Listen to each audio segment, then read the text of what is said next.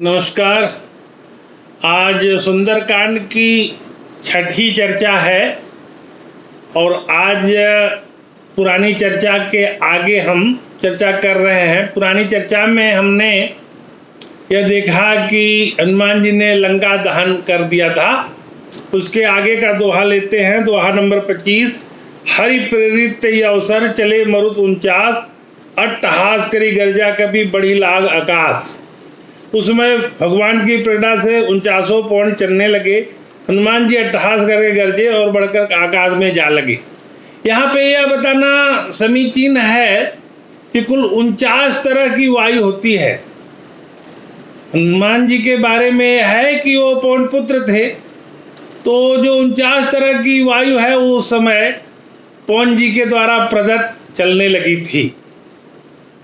आगे हम बढ़ते हैं। देव विशाल परम हरुआई, मंदिर ते मंदिर चढ़ धाई, जरई लगर भा लोग बिहाला, झपट लपट बहु कोटि कराला। देह बड़ी विशाल परंतु उनकी ही हल्की फुर्तीली है। वे दौड़कर एक महल से दूसरे महल पर चढ़ जाते हैं। नगर जल रहा है, लोग बेहाल हो गए हैं। आग की करोड़ों भयंकर लपटें झपट रही हैं। तात मातु हा सुनिए पुकारा, ए अवसर को हम ही बारा, हम जो कहा या कभी नहीं हुई, बानर रूप धरे सुर कोई। ए राक्षस राक्षसी लोग हाय बप्पा हाय मैया यह कह करके प्रलाप कर रहे हैं, विलाप कर रहे हैं और कह रहे हैं इस अवसर पर हमें कौन बचाएगा। और चारों तरफ यही पुकार सुनाई पड़ रही है और कह रहे हैं कि हमने तो पहले ही कहा था कि यह बानर नहीं है, बानर का रूप धरे कोई देवता है। इस संदर्भ में यह बताना फिर समीचीन है कि ये जो 64 करोड़ बानर युद्ध में आए थे भगवान राम के साथ, ये सब देवता लोग थे जो कि बानर के रूप में प्रकट हुए थे और उनको इसी प्रयोजन से इस धरा पर भेजा गया था कि वो बानरी सेना के रूप में किष्किंधा में सुग्रीव की सेना में शामिल होकर के भगवान को युद्ध में मदद करेंगे। साधु अवज्ञा कर फलु ऐसा, जरई नगर अनाथ कर जैसा, जारा नगर निमिष एक माही, एक विभीषण कर गिर नाही। साधु के अपमान का फल है कि नगर अनाथ के नगर की तरह जल रहा है। हनुमान जी ने एक क्षण में सारा नगर जला डाला, एक विभीषण का घर नहीं जला। आज का विज्ञान इस बात पे जरा शोध करे और विज्ञान के लिए चैलेंज है कि पूरी लंका जल रही थी लेकिन विभीषण का घर नहीं जल रहा था। तो ऐसी क्या बात थी जो कि उस समय के विज्ञान में थी कि आप पूरे मोहल्ले को, पूरे नगर को, पूरे राष्ट्र को जला रहे हैं लेकिन एक किसी का घर नहीं जला रहे हैं। तो जरूर कोई साइंस की विशेष व्याख्या करनी पड़ेगी इस संदर्भ में।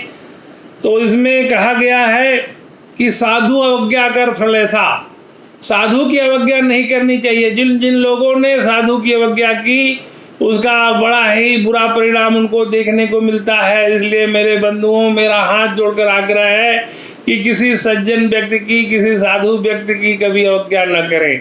अगर करेंगे तो उसका फल भुगतने के लिए तैयार जरूर रहिए। दगा किसी का सगा नहीं, तो इसलिए दगा करने वाले भी इस बात को समझ जाएं कि कभी किसी सज्जन व्यक्ति, साधु व्यक्ति की जो है निंदा न करे, उसका नुकसान न करे। ताकर दूत अनल जय सिरजा, जरा न सोतई कारण गिरजा, उलटी पलटी लंका सब जारी, कूद परा पुन सिंध मझारी। ताकर दूत अनल जय सिरजा, हनुमान जी किसके दूत थे? भगवान राम के।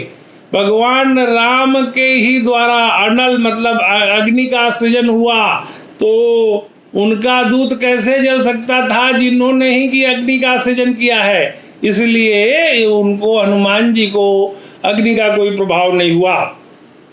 आगे दोहा नंबर 26 है। पूंछ बुझाई खोई श्रम, धरी लघु रूप बहोर, जनक सुधा के आगे ठाड़ भयउ कर जोर। पूंछ बुझाकर थकावट दूर करके फिर छोटा सा रूप धारण कर हनुमान जी श्री जानकी के सामने हाथ जोड़कर जा खड़े हुए। मात मुहि दीजिए कल चिन्ना, जैसे रघुनायक मुहि दिन्ना, चूड़ामणि उतारे तब दयु, हरक समेत पवन सब लयु। सीता जी के सामने हाथ जोड़कर खड़े हो गए और बोले माता जी हमें कोई चिन्ह दीजिए, स्मृति चिन्ह दीजिए जो कि मैं भगवान को जाके दे सकूं और बता सकूं कि मैं सीता जी के से मिलके आया रहा हूँ। यहाँ ये बताना अत्यंत समीचीन है कि वो हनुमान जी वहाँ से तो मुद्रिका लेके आए थे और उसको द्वारा अपनी पहचान बताई थी, और प्रसंग बाद में पहले आ चुका है। और यहाँ से चूड़ामणि, सीता जी ने अपना चूड़ामणि नाम का जो आभूषण था वो उनको दिया, और कहा ये देख करके भगवान को हमारी स्मृति दिला देना। कहु तात मोर प्रणामा, सब प्रकार प्रभु पूरन कामा, दीन दयाल बिरदु संभारी, हरऊ नाथ मम संकट बारी। यह रामचरित मानस की सर्वश्रेष्ठ चौपाइयों में से एक है, हरऊ नाथ मम संकट बारी, दीन दयाल बिरदु संभारी। तो सीता जी ने कहा कहु तात मोर प्रणाम, सब प्रकार प्रभु पूरन कामा। उन्होंने कहा हनुमान जी के, हे तात मेरा प्रणाम निवेदन करना और इस प्रकार करना, हे प्रभु यद्यपि आप सब प्रकार से पूर्ण काम है, आपको किसी प्रकार की कामना नहीं है, तथापि दीनों पर दया करना आपका विरध है और मैं दीन हूँ, अतः उस विरध को याद करके हे नाथ मेरे भारी संकट को दूर कीजिए। इस विशेष चौपाई का उदाहरण करते हुए यह बताना समीचीन है कि अगर कोई भयानक से भयानक संकट में है, अगर इस चौपाई का पाठ करता है पूरा, कहु तात पुराण से दीन दयाल बिरद संभारू हरऊ नाथ संकट बारी, तो उसके कष्ट में कमी हो जाती है। यह मेरा अपना स्वतः सिद्ध अनुभव है। लेकिन ये बात यहाँ पे हमेशा याद रखिए कि अगर आपका कोई प्रारब्ध कर्म है तो वो नहीं मिट पाएगा, लेकिन उस प्रारब्ध को भोगने में आपकी जरूर मदद होगी अगर इस चौपाई का आप निरंतर जाप करेंगे तो।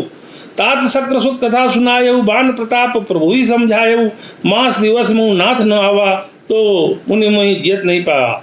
तो उन्होंने कहा सीता जी ने हनुमान जी से कि इंद्र के पुत्र जयंत की कहानी जरूर बताना और उनके बाण के प्रताप को बताना। यहाँ ये बताना समीचीन है कि अरण्य कांड के अंदर जब चित्रकूट में भगवान जानकी जी के साथ माता सीता जी के साथ बैठे थे, तो जयंत ने, जो कि इंद्र का पुत्र था, एक चोट मारा था सीता जी के पाँव में, उनको वहाँ से रुधिर बहने लगा था। तो भगवान ने एक तीर के बाण का संधान करके उसके पीछे उड़ा, वो तीनों लोक में त्राई त्राई करता हुआ फिर भगवान के शरण में आया।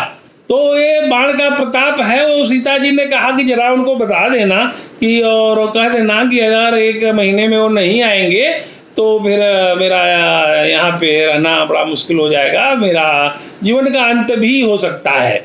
यह बताना मैं जरूर आवश्यक समझता हूँ कि मैंने इस संदर्भ में वाल्मीकि रामायण का भी अध्ययन किया। तो जो यहाँ मास दिवस है वहाँ वाल्मीकि रामायण में 2 महीने का लिखा हुआ है। तो दोनों रामायण का आपस में जो मेल है उसमें ये इस तरह का तथ्य मेरे सामने आया, जो मैं बता देना उचित समझता हूँ। तो कृपी कही विधि राखो प्राणा, चाहूँ तात कहत अब जाना, तो देखी शीतल भई छाती, पुनि मोह कहूँ सुदीन सो राती। हे हनुमान कहो मैं किस प्रकार प्राण रखूँ, हे तात तुम भी अब जाने को करो, तुमको देखकर छाती ठंडी हुई, फिर भी वही दिन और वही रात। विरह की व्यथा है। वो सीता जी अपने अकेलापन का वर्णन कर रही हैं और कह रही हैं कि तुम्हारे आने से मन को कितना संतोष हो रहा था, मन को शीतलता हो रही थी, लेकिन अब आप भी जा रहे हो तो मेरे को तो अकेले ही ये सब दिन और सब रात सब बंद करना है।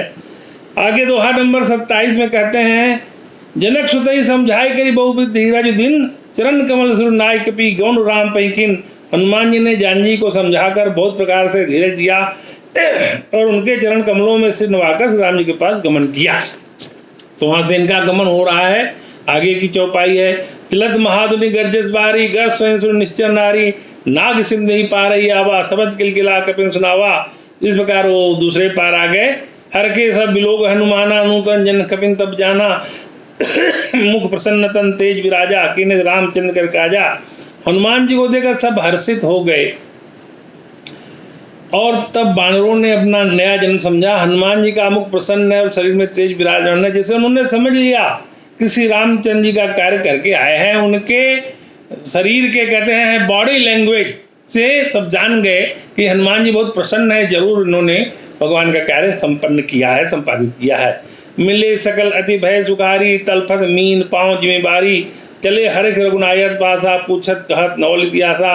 सब हनुमान जी से मिले और बहुत ही सुखी हुए, जैसे तैरती हुई मछली को जल मिल गया, इस प्रकार हर्षित होकर नए नए इतिहास वृतांत पूछते कहते हुए श्री रघुनाथ जी के पास आए।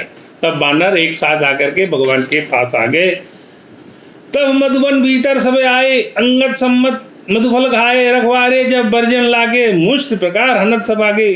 सब लोग मधुबन के भीतर आए। मधुबन जो है किष्किंधा में सुग्रीव जी के वन का नाम है। जैसे कि लंका में अशोक वाटिका है, रावण का वन है, उसी हिसाब से किष्किंधा में सुग्रीव जी के वन का नाम मधुबन है। और मधुबन में उन्होंने सब वानर जो भूखे थे उन्होंने अंगद जी की सम्मति से मधु मतलब शहद और तमाम तरह के फल खाए। यहाँ ये बता देना प्रासंगिक है कि जब वन में सेना जा रही थी, भगवान की वानरी सेना, तो उन्होंने इस बात का हमेशा ध्यान दिया कि ऐसे वन से चलो जहाँ की खाने के लिए मधु उपलब्ध हो, फल उपलब्ध हो और पीने के लिए पानी उपलब्ध हो। तो एक तरह की लॉजिस्टिक सपोर्ट के लिए ऐसा किया गया था। तो मधुबन में सारे संसाधन उपलब्ध थे, इसलिए सब आकर के अंगद की सम्मति से सब खाए।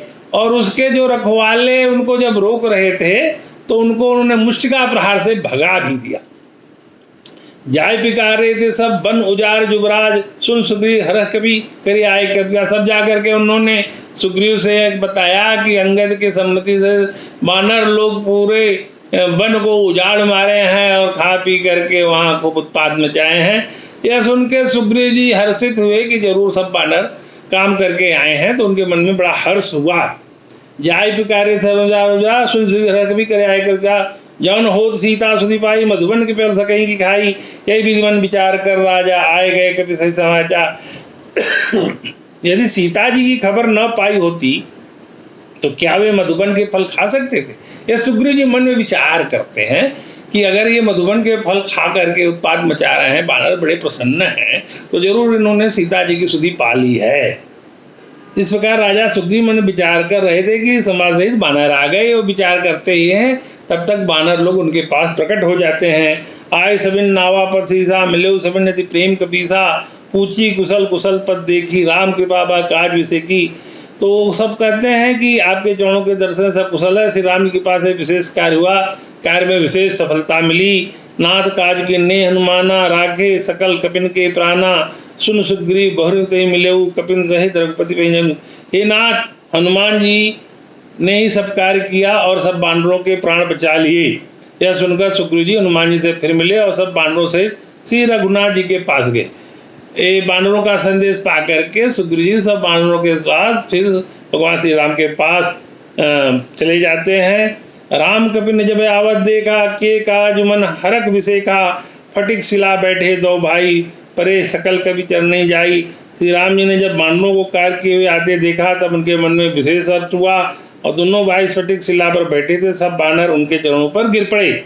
अब आगे दोहा नंबर 29 में देखते हैं। प्रीत सहित सब बेटे रघुपति करुणा पुन, पूछी कुशल नाथा कुशल दे की पदगंज। दया की राशि सगुना जी ने सबसे प्रेम सहित गले लगाकर मिले कुशल पूछी। वानरों ने कहा, हे नाथ, आपके चरणों के चरण कमलों के दर्शन पाने से सब कुशलता है। जामवंत का सुन रघुराया, जा पर नाथ करो तुम दाया। ताई सदा शुभ कुशल निरंतर, सुनर मुन प्रसन्नता ऊपर। जामवंत जी ने कहा, हे रघुनाथ जी सुनिए, हे नाथ, जिस पर आप दया करते हैं उसे सदा कल्याण और निरंतर कुशल है। देवता मुनि सब उस पर प्रसन्न रहते हैं। ये बहुत बड़ा संदेश है। सुर प्रसन्नता ऊपर, ताई सदा शुभ कुशल निरंतर। जहाँ पर नाथ कहो तुम दया। हे नाथ, हे भगवान श्री राम, आप जिस पर दया करते हैं उसी पर सुर नर और मुनि सब प्रसन्न रहते हैं। तो भगवान की दया जिस पे होती है उस पे सारे संसार के लोगों की कृपा हो जाती है। इसलिए भगवान की दया पास सर्वप्रथम जरूरी है। हम लोग मानव की कृपा के लिए बड़े आकांक्षी हुए। आगे देखिए। सोई विजयी विनय गुण सागर, तास सुदस त्रैलोक उजागर। प्रभु की कृपा भयो सब काजू, जन्म हमार सफल आजू। वही विजयी है, वही विनयी है और वही गुणों का समुद्र बन जाता है। उसी का सुंदर यश तीनों लोकों में प्रकाशित होता है। प्रभु की कृपा से सब कार्य हुआ, आज हमारा जन्म सफल हो जाता है। जामवंत की यहाँ देखिए दीनता, उस कार्य में भगवान को हिस्से देते हैं। कहते हैं, भगवान ये जो कार्य हुआ है वो आपकी कृपा से हुआ है और हमारा जन्म सफल हो गया। नाथ पौंसित किन्हीं जो करनी, प्रसाद मुख न जाए सुवर्णी। पवन तनय के चरित सुनाए, जामवंत रघुपति सुनाए। जामवंत जी ने पवन तनय हनुमान जी की तमाम तरह से प्रशंसा की और हनुमान जी के सुंदर चित्र का वर्णन किया। सुनत कृपा निधि मन अति भाए, पुनि हनुमान हर्ष लाए। कहु तात कई भारी जानकी, रहति करत रक्षा स्वप्राण की। यह चरण सुनने पर कृपा निधि श्री रामचंद्र के मन को बहुत ही अच्छे लगे। उन्होंने हर्षित होकर हनुमान जी को फिर हृदय से लगा लिया और कहा, हे तात कहो, सीता किस प्रकार रहती है और अपने प्राणों की रक्षा करती है? भगवान प्रभु श्री राम ने हनुमान जी से ऐसा पूछा जानकी जी के बारे में। अब आगे दोहा नंबर 30 में यह वर्णन है, नाम पाहरो दिवस निधि, ध्यान तुम्हारा कपाट, लोचन निज पद जंतित, जाहि प्राण की बाट। हनुमान जी ने कहा, आपका नाम रात दिन पहरा देने वाला है, आपका ध्यान ही किवाड़ है, नेत्रों को अपने चरणों में लगाए रहती हैं, यही ताला लगाए फिर प्राण जाए तो किसका जाए। सीता जी अपना सर नीचे करके अपने पैरों की ओर देखते हुए दिन रात भगवान श्री राम का स्मरण करती रहती हैं। इसी तरह से अगर जीव को भगवान राम के नाम को, प्रभु के नाम को, या जो भी नाम आपको अच्छा लगे उसको अगर दिन रात स्मरण करते रहिए, जपते रहिए, तो जीवन में आपका कल्याण हो जाएगा। इस उपाय से, इस दोहा से यही संदेश हमें मिलता है कि प्रभु के नाम का स्मरण, जपन, कीर्तन, भजन निरंतर चलते रहना चाहिए। चलत मोहि चूड़ामणि दिन्नी, रघुपति हृदय लाई सोई लिन्नी, नाथ जुगल जो चन भरी बारी, बचन कहे कौ जनक मारी। चलते समय उन्होंने मुझे चूड़ामणि दी, वही चूड़ामणि आभूषण जो सीता जी ने दिया था उसके बारे में बताते हुए कहते हैं कि उन्होंने मेरे को चलते समय दिया था। श्री रघुनाथ जी उसे लेकर हृदय से लगा लिया, भगवान ने उस चूड़ामणि को लेकर हनुमान जी से हृदय से लगा लिया। हनुमान जी ने फिर कहा, हे नाथ, दोनों नेत्रों में जल, जानकी जी ने मुझे कुछ वचन भी कहे हैं। उन्होंने कहा, जानकी जी ने कुछ वचन कहे हैं, वो आप सुनिए। अनुज समेत गहे प्रभु चरना, दीन बंधु प्रणतारति हरना, मन क्रम वचन जरन अनुरागी, कई अपराध ना कहो त्यागी। छोटे भाई समेत प्रभु के चरण पकड़ना, लक्ष्मण जी के साथ प्रभु के चरण पकड़ना और कहना कि आप दीन बंधु हैं, शरणागत के दुखों को हरने वाले हैं, और मैं मन वचन कर्म से आपके चरणों की अनुरागिणी हूँ। फिर स्वामी आपने किस प्रकार अपराध से त्याग दिया है, ये सीता जी की विरह व्यथा का वर्णन है। अवगुण एक मोर में माना, बिछुरत प्राण न किन्न पयाना, नाथ सुनैन को अपराधा, निसरत प्राण करहीं हटि बाधा। हाँ, एक दोष मैं अपना अवश्य मानती हूँ कि आपका वियोग होते ही मेरे प्राण नहीं चले गए, किंतु हे नाथ, यह तो नेत्रों का अपराध है और प्राणों के निकलने में हठपूर्वक बाधा देते हैं। विरह अग्नि तंतुल समीरा, स्वाह जरई छन माहि शरीरा, नैन सोई जलु निज हित लागी, चरै न पाव देह विरागी। विरह अग्नि है, शरीर रुई है, श्वास पवन है। इस अग्नि और पवन का संग होने से यह शरीर क्षणमात्र में जल सकता है, परंतु नेत्र अपने हित के लिए प्रभु का स्वरूप देकर सुखी होने के लिए जलांसु बरसाते हैं, जिसे विरह की आग से देह जलने नहीं लगती है। अपनी विरह व्यथा का ये पराकाष्ठा है सीता जी के द्वारा जिसका वर्णन हो रहा है। सीता के यदि विपत्ति विशाला, बिनहि कहे बलि दीन दयाला। माता जी की विपत्ति बहुत बड़ी है, हे दीन दयालु, यह बिना कही अच्छे कहने से आपका बड़ा क्लेश होगा। ये हनुमान जी भगवान को कहते हैं, श्री राम जी को। आगे दोहा 31, निमिष निमिष करुणा निधि, जाहि कल्प संबीत, बेग चलिए प्रभु आनिए, भुज बल खल दल जीत। हे करुणा निधान, उनका एक एक पल कल के समान बीतता है, अतः हे प्रभु तुरंत चलिए और अपनी भुजाओं के बल से दुष्टों के दल को जीतकर सीता जी को ले आइए। यह विनय हनुमान जी भगवान श्री राम जी से कहते हैं। सुन सीता दुख प्रभु सुख है ना, भर आए जल राजीव नैना, बचन काय मन मम गति जाही, सपने मुझे विपत्ति की ताही। सीता जी को दुख सुनकर सुख के धाम प्रभु के कमल नेत्रों में जल भराया।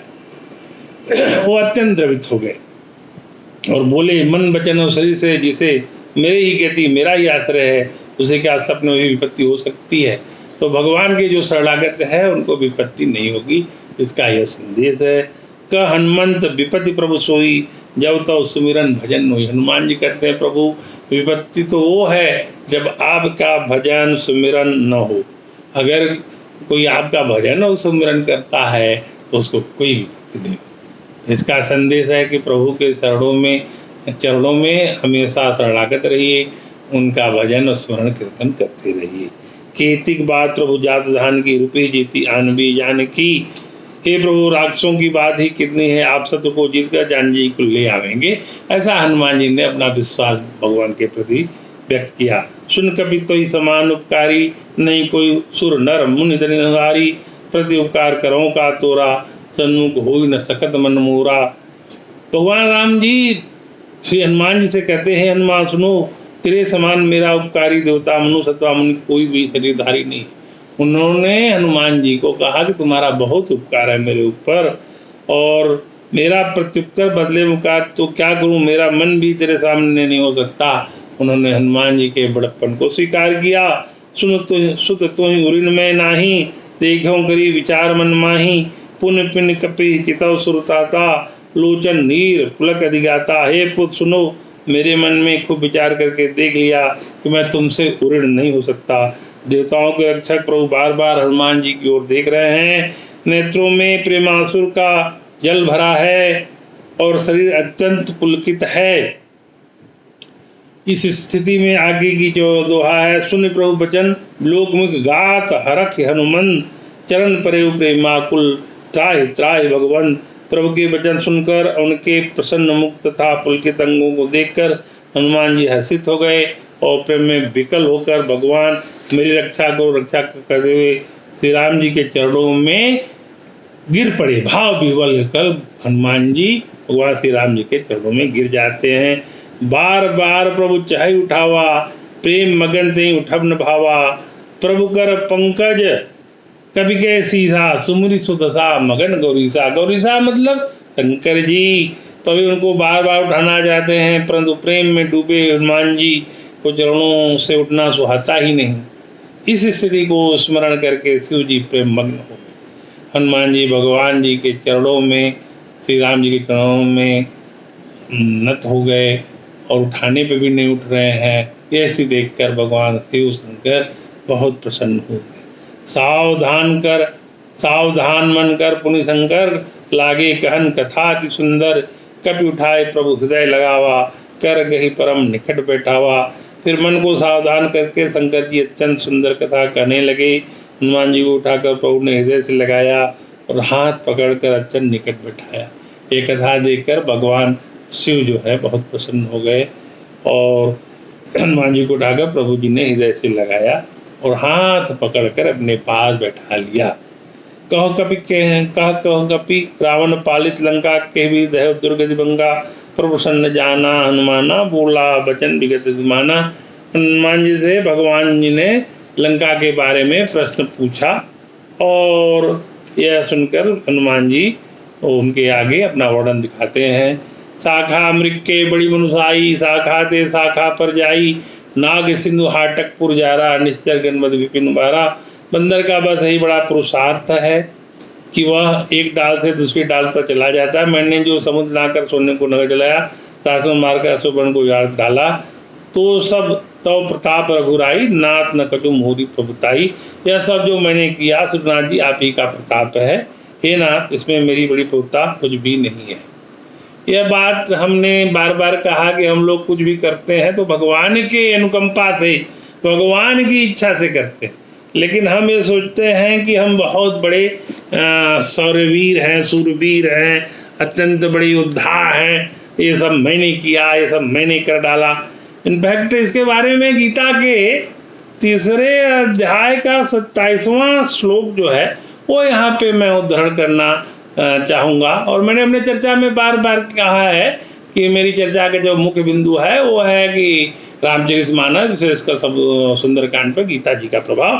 तो गीता के अध्याय 3 के 27वें श्लोक में है, प्रकृति क्रियमाणानि गुणे कर्माणि सर्वश अहंकार विहुणात्मा कर्ता मति मन्यते। संपूर्ण कर्म सब प्रकार के प्रकृति गुणों द्वारा किए जाते हैं, परंतु अहंकार से मोहित अंतःकरण वाला अज्ञानी मनुष्य मैं करता हूँ ऐसा मानता है। यहाँ हनुमान जी इसी बात का सपोर्ट करते हुए भगवान से कहते हैं कि मैंने लंका को जला डाला, भस्म कर डाला, जो भी किया वो सब तो प्रताप रघुराई, नाथ न कुछ मोर बढ़ाएगा, उसमें सब आपके प्रताप से हुआ, मेरा उसमें कोई योगदान नहीं है।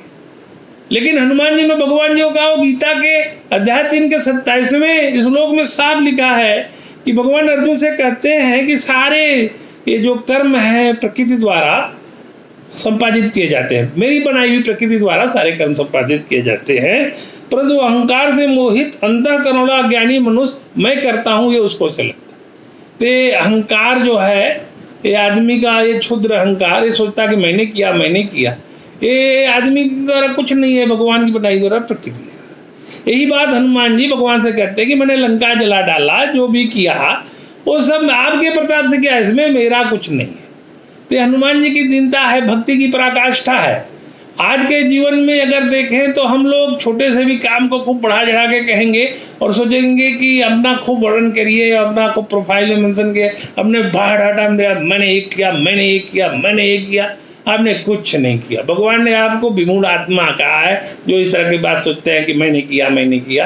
ये चीज़ हनुमान जी से सीखना चाहिए कि उन्होंने अपने स्वामी की बड़ाई किया और कहा कि मैं कुछ नहीं किया, ये सब स्वामी आपकी बड़ाई। तो आज की चर्चा को यहाँ विराम देने के पहले सबको फिर से मैं बता देना चाहता हूँ कि हनुमान जी की यह चर्चा, ये सुंदरकांड की चर्चा आगे भी जारी रहेगी। आज अभी आधा तक पहुँचे हैं हम, आगे की चर्चाओं में इसको और पूरा करेंगे। अभी इसमें विभीषण की शरणागति है, जिस पे मैं विशेष व्याख्यान देने वाला हूँ, वो जब भी आएगा इसी क्रम में आएगा। आप सबको पुनः मंगलवार की बहुत बहुत शुभकामनाएं। आज ये आषाढ़ मास का पहला मंगलवार था, तो हर मंगलवार और शनिवार को मेरी चर्चा जारी रहेगी। नमस्कार। सर्वे बंधु सुखना, सर्वे संतु निरामया, सर्वे भद्राणि पश्यन्तु, मां कश्चित् दुःखभाग् भवेत्। नमस्कार।